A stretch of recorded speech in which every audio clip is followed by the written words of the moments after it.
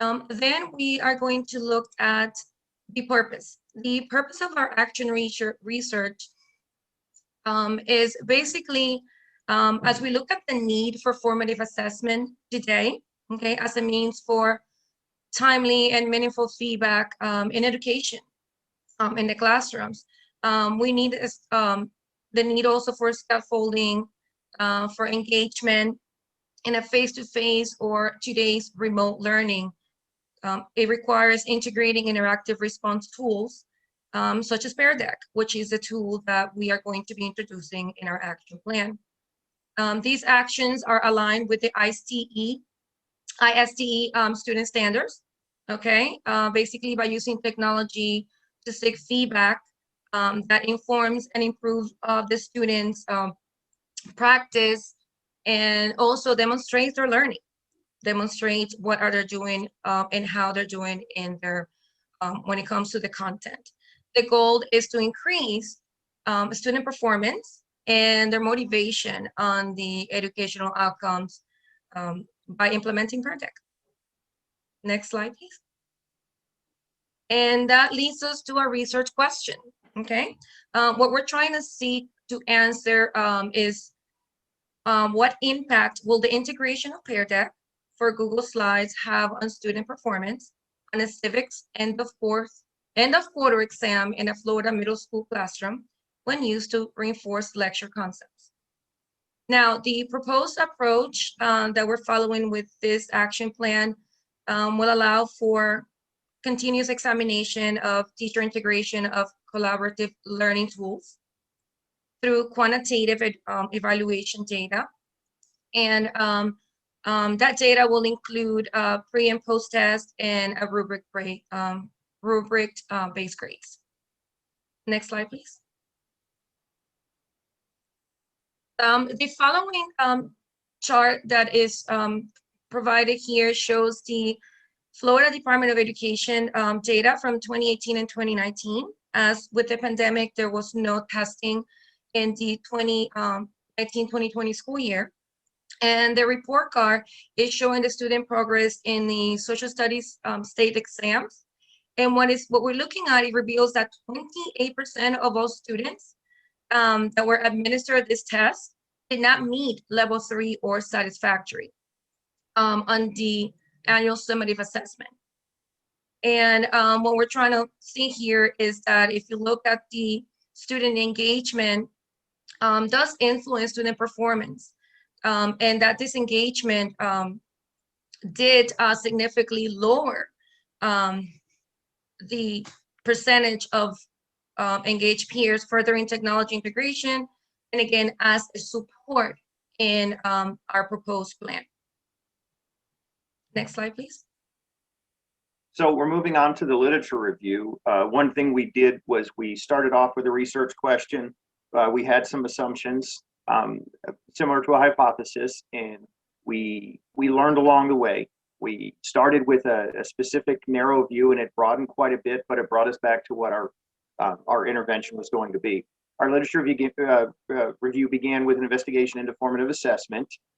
Then a review of more recent literature supported the idea that technology has become the primary tool for formative assessment, even before the dynamic shift that occurred during the pandemic. So through correlation of these sources, we discovered formative assessment and technology have become the tools that have helped drive the evolution of the classroom from the old factory school model with a teacher in the front and a lecture and taking notes and regurgitating facts to more widely accepted student-centered approach to learning. Hopefully we're all engaged in that today. Further research then revealed a primary focus of student-centered learning is achieving engagement and motivation through collaboration. And finally, the literature supported our initial decision to use an online tool to promote the engagement and offer continuous feedback, thus bolstering our selection of Pear Deck. So when we looked at formative assessment, ultimately formative assessment can be traced back to 1967. Scholar Michael Scriven developed the terms formative assessment and summative evaluation. The successive work by Bloom, Hastings, and Medeiros demonstrated the use of formative assessment in a variety of curricular areas.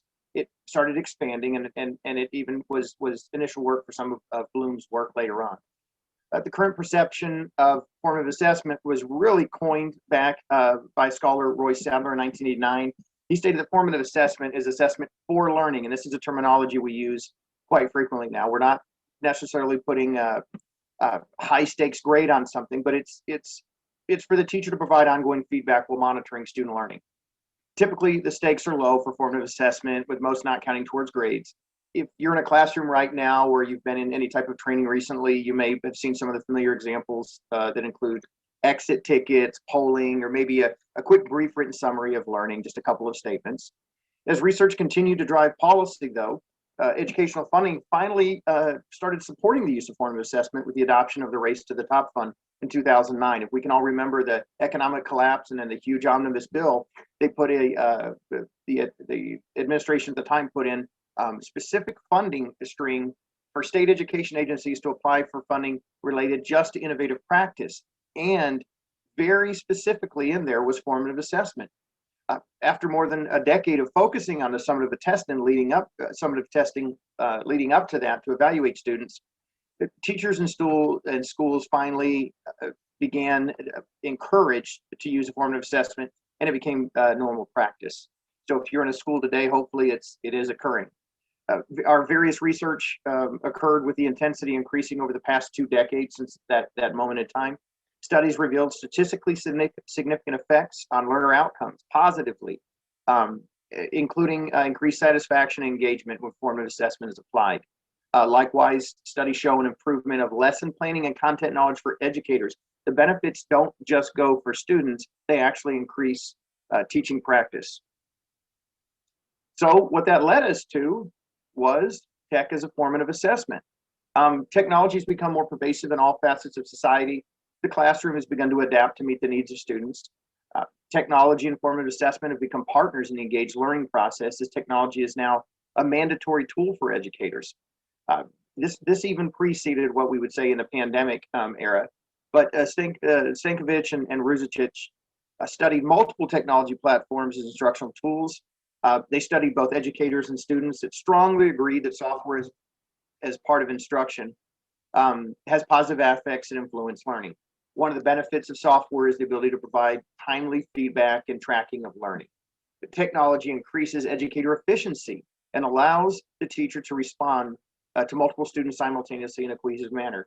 And as a key part of action research is the efficiencies in the classroom. As the demands are being placed higher and stakes are going up, it's critical that we become more efficient. So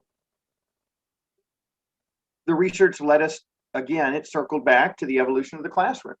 Our research, the ongoing rapid evolution of the classroom over the last a couple of decades, along with the recent inclusion of technology, the classroom has progressed from the factory school model to the student-centered approach. All aspects of instruction have been impacted, including assessment, curriculum, lesson planning, and the delivery of activities. You're seeing teachers blend historical pedagogy, and it's combined with technology now. Students become active participants and begin directing their own discovery versus the customary model of passive receivers of information. Traditional teaching methods have all been influenced, as pen and paper are now being replaced with iPads, smartphones, and cloud-based services. The technology influence in the classroom allows for students to offer live input without distraction. And students ubiquitously read and receive knowledge and skills through a variety of media. These innovative practices have allowed for our flipped learning model, such that students receive lectures and data outside of the classroom and perform discovery and collaboration while in front of the teacher. The revolutionary approach has been supported by research as an effective method of increasing student mastery of content while increasing learner engagement. As we continued, our research led us to our desired effect. The desired effect of formative assessment is to increase engagement and motivation. The collaborative learning experiences that formative assessment can lead to, it helps learners see their peers as resources. It also helps for increased communication between the teacher and the learner, building strengthening relationships, which it's all interconnected, and the motivation increases. At its pinnacle, formative feedback drives conversations between learners, scaffolds their knowledge, and it allows them to begin to see themselves as resources, building self-efficacy. Ultimately, the need exists for opportunities to combine technology, collaboration, and assessment to foster engaging learning communities. So based on this need, we are looking at Pear Deck because the interactive formative assessment applications in the classrooms are becoming the norm to increase the student engagement. It's something that, again, we have seen since the race to the top, and especially during a pandemic. And the selection of Pear Deck for this proposal is based on the evidence of the success that other similar platforms have had in engaging students and offering effective formative assessment. The examples here are Pear Deck as a question where the students can write out their answers. They can have a quick fact or opinion or true and false questions with instantaneous feedback. They can also compare and contrast. They can do chronological order. They can select in a map. Pear Deck offers a lot of these opportunities for students to be engaged and be motivated while performing in a formative assessment.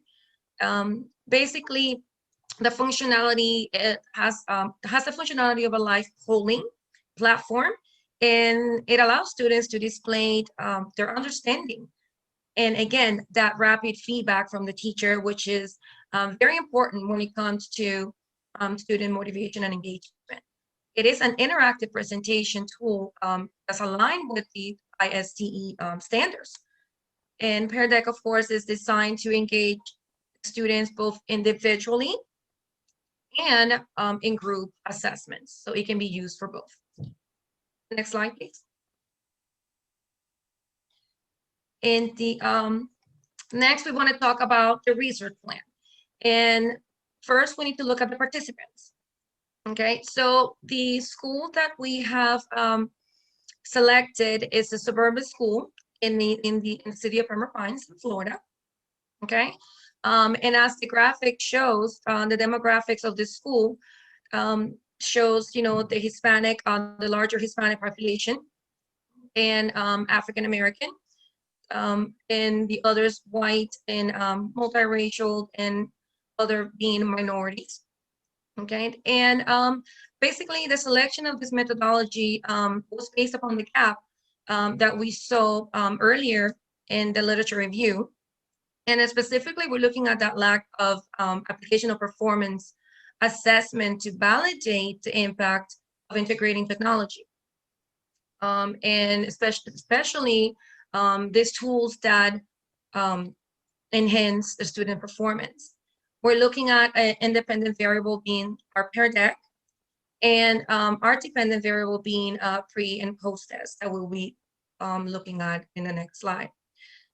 So to prove the impact of integrating Pear Deck for Google Slides on the student performance on a civics end of quarter exam, as our research question explains or asks, we're selecting 2 middle school teachers to conduct a quantitative research. Quantitative data instruments are naturally occurring in the classroom, and school performance is evaluated based on students' test scores, subject grades, and the teachers that are selected for this action plans will choose 2 of their 5 civics classes, and they're going to use pre and post test. They're going to use formative assessment and a teacher-created rubric to implement the action research. The group of students will be compared to a control group, and this control group is basically going to receive the traditional instruction and will be assessed formatively by completing like a standards-based graphic organizer. Next slide, please. The chart demonstrates the implementation timeline. So what is it going to look like when these 2 teachers implement the action plan? So basically, they're going to be using 2 weeks, which is normally the time that approximately takes to complete a chapter in a unit. Each teacher will begin with a pre-test based on the civics standards before instruction. The pre-test will be administered through Canvas, which is the current school learning management system, or LMS. Next, the student will receive synchronous instruction. That's going to be designed to foster community engagement, followed by a Pear Deck interactive formative assessment.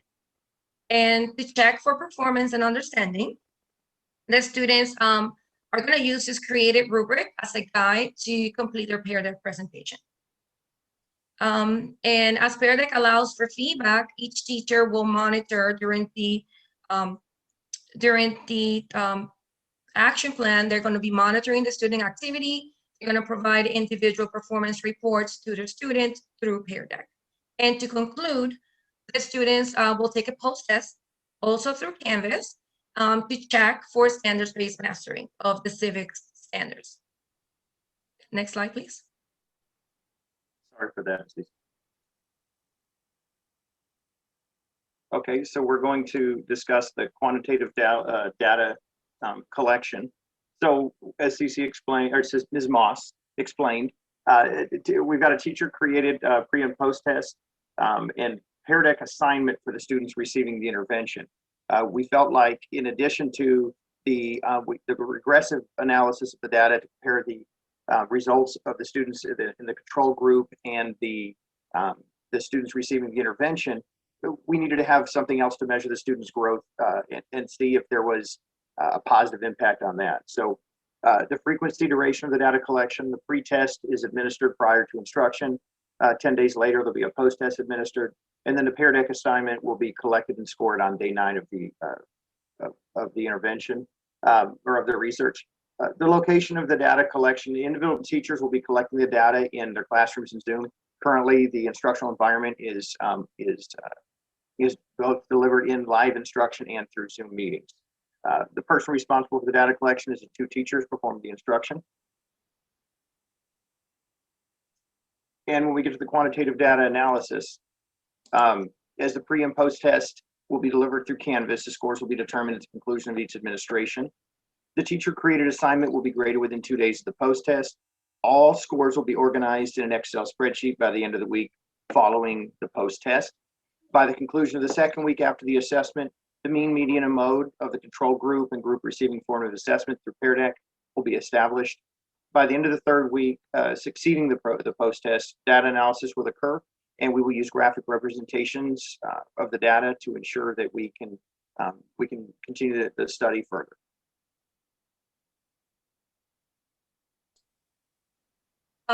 Now for the reflection part of our slide, of our presentation, we wanted to talk a little bit about the personal growth.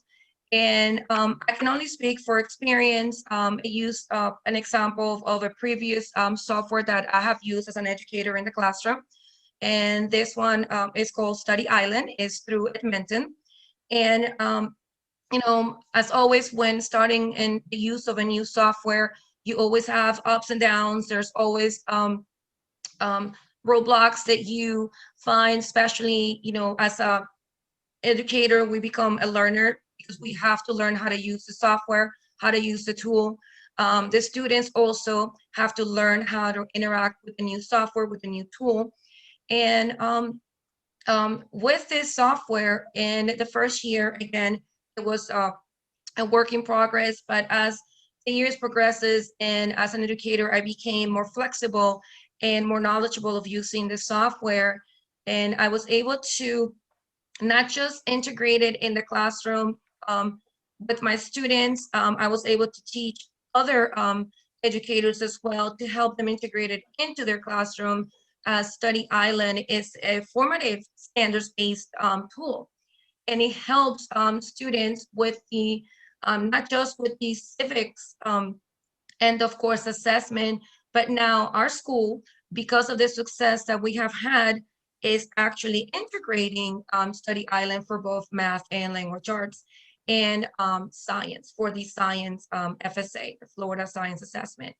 And, you know, again, for personal growth, this has helped make me become a better lesson planner. Also, I can have better conversations with my students, especially when improving my teaching practice. And just as any other software, the improvements allowing for even collaborative and group assessments instead of just individual assessment, it has increased the student engagement. So I can only compare, what Pear Deck can do and the effects that Pear Deck can have on the student engagement and increasing the performance outcome based on something that I have utilized in the past. And so when Ms. Moss and I discussed this, we talked about the implications going forward. The impact. It's going to be it's going to be a collaborative action research project because there's another instructor involved in that, and how it's going to shift what we believe, as this is all hypothetical, we're projecting is the implications could be. It could shift some of the use of Pear Deck throughout the school and start driving formative assessment and technology applications. Likewise, comparing to the results of the literature, there's extensive literature and action research that's been established on a similar product called Nearpod. And however, all of the quantitative data is all based on student satisfaction and observation. There's no actual data that we were able to collect that showed any progress on specific improvement on any type of summative exam. So we talked about the results. Our goal is to compare that. And then as far as the accomplishment of goals and objectives, Ms. Moss is hopeful that this is going to drive teaching practice going forward. And I'll let her talk about the last two. Yes, definitely. Because of, again, the purpose of this action plan is to increase the student engagement and, again, increase their performance, because there is, based on the literature review, there is a lack of and the data that shows that student performance is attached to student motivation. And when you have a tool that shows and gives instant feedback and allow the students to interact either in an individual assignment or to interact with their peers, this leads to more engagement. This leads them to become more motivated, therefore allowing them to perform better. Again, we're looking at the goals and objective, which is the standardized test based on the civics standards, which is a promotion criteria in the 7th grade. And again, the students who have that intrinsic motivation will do well. However, we are trying to focus on those students who lack that motivation, and hopefully with Pear Deck, the results that we wanted to accomplish with this action plan using Pear Deck will increase that motivation, allowing them to perform. But as always, there are limitations.